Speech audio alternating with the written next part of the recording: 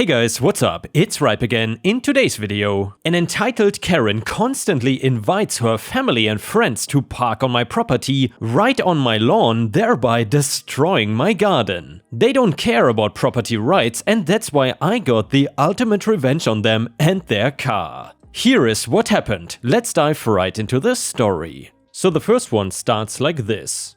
I've been living in my home for about 20 years now. I never married or had kids and focused all of my time on my work, which allowed me to save up for retirement earlier than most. I was a lawyer, and a fairly good one if I do say so myself. Living alone was always my plan, as I love going out to see family and friends and then being able to come back to an empty house where I can relax by myself. I spend most of my time these days gardening and knitting like the stereotypical old lady that I am. I got a small area in my backyard where I grow whatever vegetables are in season, while the front has a large flower garden that I am quite proud of. Roses are notoriously hard to grow since they take a lot of work and patience in order to stay healthy, and I have multiple beautiful rose bushes that I've been tending to for a few years now.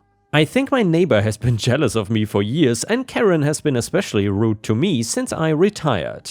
It's not that we are very good friends, but we would catch up occasionally, as a lot of neighbors do. She still goes to work every day and does not get home until 6 o'clock most days. When I told her that I had retired and would be spending more time at home, she scowled and her answers became terse. We didn't talk much after that, and I got the feeling that she was avoiding me, but I shrugged it off as I didn't want to turn it into a big deal. She never complained about me making noise or being disruptive in any way, so I don't know why else she would have been annoyed with me. One day while I was out shopping, I arrived home to find her car partially blocking my driveway. I was annoyed but just parked on the street, assuming she had some reason for parking where she did and that she would move it before the day was done. Unfortunately, a teenager living in the area, who was just learning to drive, scraped the side of my car while it was on the street. I really don't blame him. We all make mistakes as beginner drivers, but it wouldn't have happened if my driveway had been accessible. I'm not against the idea of people using my driveway on occasion, as long as they are respectful. When my neighbors across the street have family over for the holidays, I let them use my driveway, since I don't have that many people that come to my place anyway. That being said, I've never given Karen explicit permission to use my driveway, mostly because she has not ever asked. I brought the incident up with her and she quickly brushed it aside as a one-off thing that wouldn't happen again, so I told her not to worry and forgot all about it. The first time she parked on my lawn, I just brushed it aside again and thought it was not a big deal, which was true because my grass was flattened a little, but that's all. I did not bring it up since I knew Karen would discount it yet again, but I was worried that she would end up damaging my plants. She had not yet, mostly because my flowers are further back, but I do have rose bushes on the property line between our houses. On the 4th of July, I came back from grabbing some craft supplies to find multiple cars parked in my yard and driveway. I had to park further down the street, and I immediately knew it was Karen. She must have been having a barbecue at her house, and although there was still space on her property to park, cars were filling my yard. One individual was just getting out of his car that he parked on my lawn, and I approached him, politely asking why he was on my property, and he told me that Karen had told her friends and family to do so. She even went so far as to tell them that my house was currently unoccupied to encourage them even further. I was close to going inside and putting off having a discussion with her until the next day, but then I saw my rose bushes. Someone had parked right on top of them, completely crushing them to the point where I did not think I would be able to save them. I was devastated. Those roses were my pride and joy. The amount of time I put into tending them was irreplaceable, not to mention how much they cost. I then took some breath to calm myself, since I knew that causing a scene while she had guests over would be impolite, and I was way too angry to think clearly. After everyone left, including the person who had parked on my roses, I went over and knocked on Karen's door. She answered and looked surprised. I explained that I did not like people parking on my lawn like that, and before I could continue, she cut me off, mentioning how I let other people use my driveway all the time. I told her that they always got permission first and stayed off the grass. She just sighed and said, "No harm done." I was pissed off. I told her in no uncertain terms that harm had been done and my flowers were ruined, all because she did not want her friends to park on the street. I was not expecting her to offer to pay for the damage or anything, I just wanted her to apologize, but she could not even do that much. I left her house and immediately began plotting my revenge. I got cousins who love to hunt and play pranks on each other, and one incident came to my mind immediately. Deer urine is often used to attract deer to your hunting site, something that is often necessary if you actually want to shoot a deer before hunting season is over. However, it's known for having an incredibly potent smell that is almost impossible to remove no matter how many times you try and wash whatever you got drenched in the liquid. I gathered up the necessary supplies, including gloves so I wouldn't get any on my hands, and waited for her to park on my lawn again. And by the way guys, I'm curious how much more potent deer urine is compared to cat pee. Cat pee, I feel like, is already incredibly obnoxious, so I cannot even imagine how bad deer urine must be. It did not take long for her car to be back on my property, but I bided my time until nightfall to ensure that she wouldn't notice what I was doing until it was too late. I poured urine into the air vent of her car, knowing that she would turn on the AC in her car, which would make the smell spread throughout the vehicle quickly. It made my eyes water, and I was keeping face as far away from it as possible. I stuck close to my window all morning in hopes that I would see her reaction to what I had done. And sure enough, she made her way over to her vehicle in order to head to work, and when she got inside, she immediately jumped out and covered her nose. I saw her run back inside, likely to call her husband, but she was soon back in my yard with nose plugs that you would use while swimming. I knew she would have to get in the car to get to work on time, and I couldn't stop myself from laughing. Over the next few days, I saw her attempting to clean her car from the inside out and call a variety of mechanics to see if she could replace the vents in order to rid herself of the stench. Unfortunately, it had permeated so much of the vehicle that she had no choice but to replace it. I had not really meant to go that overboard with the whole thing, but I took some satisfaction in knowing I had made her life that much more difficult. If she knows I'm the one who did it, she hasn't said anything likely because she knows she was basically trespassing and is lucky I did not report her to the police. Needless to say, she has not parked anywhere near my driveway or lawn since then, although I do keep some extra deer urine hidden away just in case. And yeah guys, I gotta say, that's absolutely brilliant revenge because it is kind of innocent but also incredibly effective. I'm not sure if I would classify this as petty or pro-revenge. It's more pro, I think, because the neighbor had to replace the entire car. Anyway, if you enjoy these revenge stories, then please don't forget to like the video and maybe even post some star emojis in the comments if you want to support me. The next story starts like this. I work as a new pipe fitter and was on a job where they were building a big office building of about 25 floors, smack in the middle of town, and was lucky to be on site both times when this story unfolded. So me and my colleague had to lay a 6-inch gas pipe for the building's heating. This was a two-phase job where we first had to run the gas pipe into the building during the rough phase and install a valve with a blind for safety reasons, and then come back a few months later just before they started heating the building to install the last part and place the gas meter itself.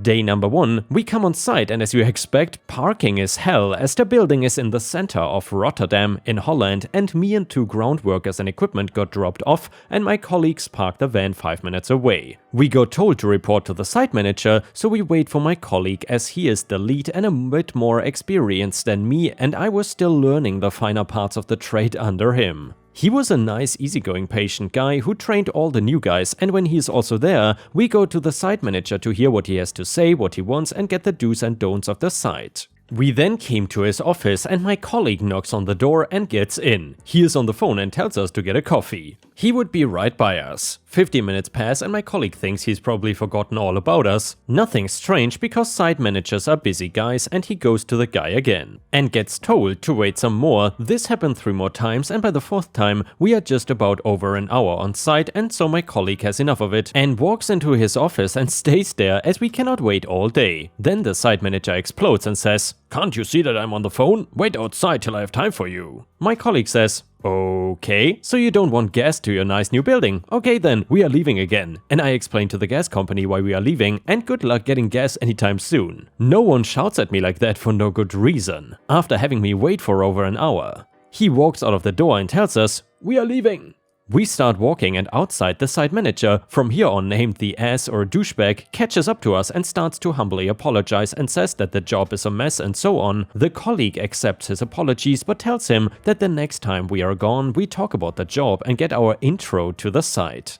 Little explanation why the guy was suddenly so nice to my colleague, as we were just lowly contractor workers and hired by the gas company. The people at the gas company are nice people to work for/with and mostly always willing to help and cooperate as much as they could. However, if they would hear what the guy did, they would side with us and take their time, enforcing all the rules, and also he would have to pay our day that day, as commercial connections have to pay for installation labor and materials, and they could be nasty if they wanted to be. Because they exactly knew that you needed them, they did not need you. By that time it is break time, and in the canteen we hear that the guy is a real douchebag and that he shouts all the time against anyone who is below him, and that it's always his way or the highway, and no one had a good word to say about him, other than he does finish his projects on time. So after the break we started our job. The guy started to dig the trench and we started to drill a big hole through the foundation for the gas pipe to get in. As we are busy, one of the ground workers gets to us and tells my colleague that the cars needed to be moved soon, as they are standing on top of where the trench is coming, and my colleague asks one of the carpenters working close to us, who he had to ask for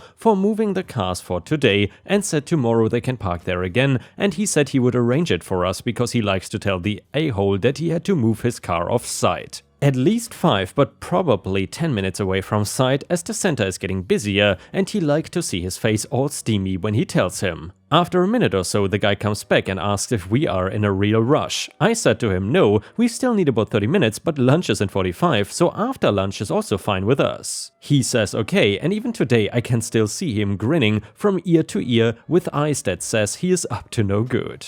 As it were the only 5 parking spots on site, it will be a pain for all the guys that were allowed to park there and move their cars off-site in the middle of the day when the city center was filled up with cars. After a couple of minutes he comes back with a shovel and starts digging 4 shallow parallel trenches about 20 cm/8 inches deep on a place a bit out of the way, in soft sand where you cannot park, and after 5 minutes he's finished and comes back with a big heavy-duty, almost 20-foot long pallet on a forklift and put it down. Then the 4 big crossbeams under the pallet fit right into the 4 hole he had dug. After that he stacks up some wood in front of the pallet, making a ramp, and walks away, and it now looks like a nice parking spot. After that, all the office people parked there started to move their cars, including the douchebag, only did he not drive his big car away, but he parks it on top of the pallet and goes back in again, as it is break time now, and we also go in again and have lunch and warm up. When we get back, we see there is a wooden cover over the pallet, and so the pallet is now a crate, and we walk to the carpenter and ask what he's up to. He says you just wait and see, but don't talk about it. 15 minutes or so later the tower crane comes and lifts the crate to something like, let's say, the 20th floor. And of course the crate is put in there, and then we see the carpenter put a similar pallet as before back in the same spot. A little later that day we see they put the mold to pour the concrete over the crate for the next floor of the building. After seeing this, we asked the carpenter if he hated the guy that much to something like that, and he said yeah, I gave him once some lip because he was a pain. As revenge he fired his son over some beginner's mistake that he made when he was still in his trial period, and got him. Above that he also was blacklisted at the company for 10 years. When he was still training him to become a good master carpenter like him. Working with his son was something he wanted to do. He also been thinking of quitting and starting somewhere else to work with his son and train his son there. However, he worked at the company for 25 years and would lose a lot of benefits and security, and he also didn't want to give the douchebag the satisfaction that he quit. He then told us that the douchebag was most likely the one to park on the pallet, as walking was far below him, and we also talked some more about him and the things that he did and agreed the guy was an a-hole first class. Day number 2, the next day we are told to wait in the canteen after the first break, and then after break time the douchebag and the police walk in and are standing in front of us, and he tells us that his 2-month-old Mercedes-Benz 500 SEC, an $85,000 car 30 years ago, $200K in 2019 dollars, that he had been waiting for 7 months, was stolen, and if anyone had seen something, please say something. However, the whole room started softly laughing. After that, we also got questioned by the police as we were close by, but we also said we didn't see a thing as we are not paying attention. We finish what we have to do and are finished that day when we go back to our shop and have a laugh about the car on our way back, thinking this will be the end of the story. However, forward about 8 months or so, the outside of the building has been finished and we come back on that side to finish up the last bit of the gas pipe and install the gas meter itself. However, this time it is only the two of us on the job and we go to the site manager, who is now very friendly from the start with us this time, and we briefly discuss what we are gonna do, and we say that if everything fits we are done today, as are all prefabbed in the store. So then we start working on getting the pipe in place. During our first break we walk into the canteen and see the carpenter sitting, and we go next to him and ask. We saw that the douchebag found his car back, as we had seen a same colored Mercedes-Benz standing when we came on the job.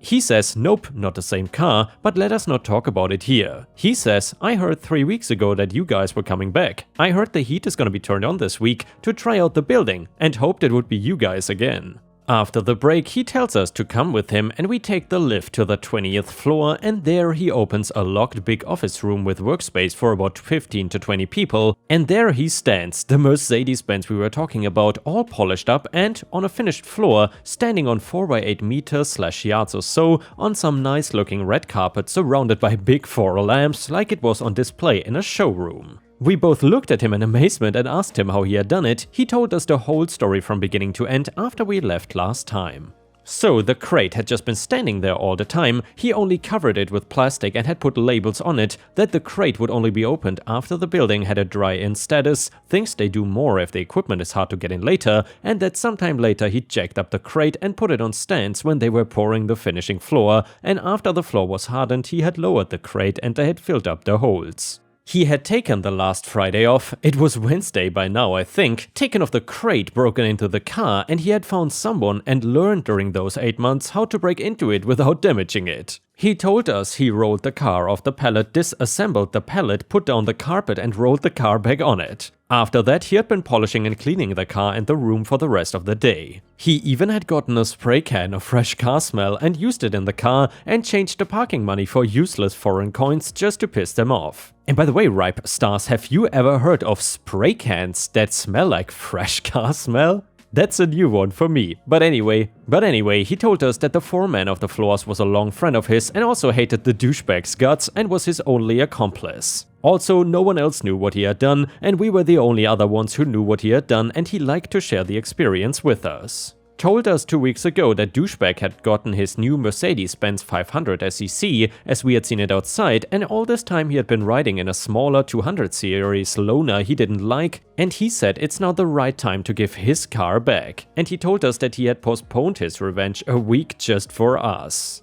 He then asked us to take a couple of photos of him sitting in the car with a blow-up doll next to him, and him hanging over the hood. As in about 10 years he would be retired and the statute of limitations would have run out by then, and he would have liked to give the photos to him. Then he placed a doll behind the wheel, locked the car, and we walked out of the room leaving the door open, and him dragging 2 power cords with him, plugging them in a power box, and we see that the room is lit up with 4 1000-watt halogen lamps. Then he says, let's go to the top floor and let things happen, for about 10 minutes, and then we come back later, and then he should be there in about another 5 or 10 minutes. So we take the elevator to the top floor, and there we walk behind him and go up a pair of stairs, and we end up at the door to the roof, but then there he goes to the machine room of the elevator, he looks at the control display for a minute or so, and when the lifts are all standing still, he turns the power off, puts a lock on it, and hangs up a card, don't operate, and then we go back down again.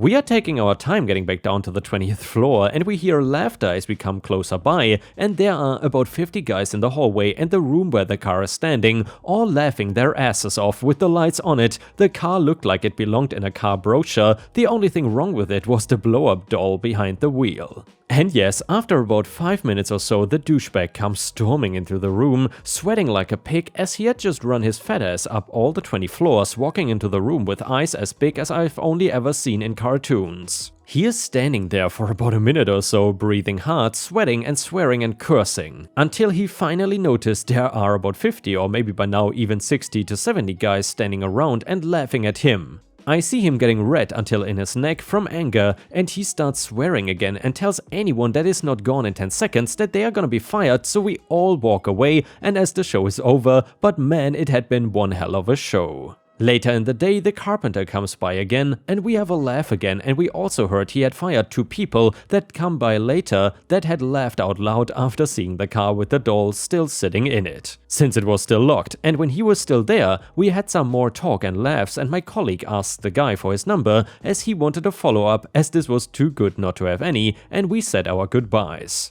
Although, because of all the commotion and talking, we had to do 30 minutes or so of unpaid overtime on a 5 to 6 hour job, but we did not mind that at all.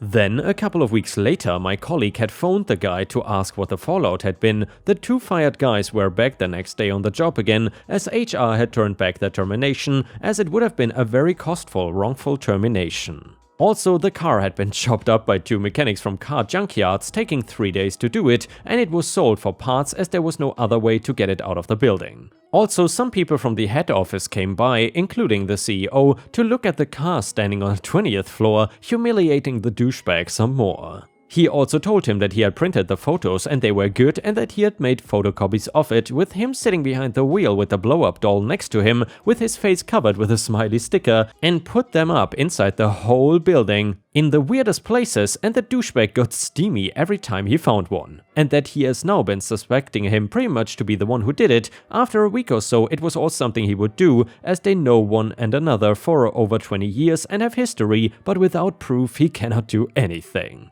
So, since I sat on the front seat of this entire show, this is what I learned. Revenge is best served ice and ice cold, and to never piss off a prankster. And ripe stars, with this we have reached the end of the video. I hope you enjoyed today's stories, and if you did, I would very much appreciate it if you could subscribe to the channel if you haven't already, and maybe leave a comment as well as like the video if you enjoy my content. Thank you so much in advance, and I will see you again tomorrow.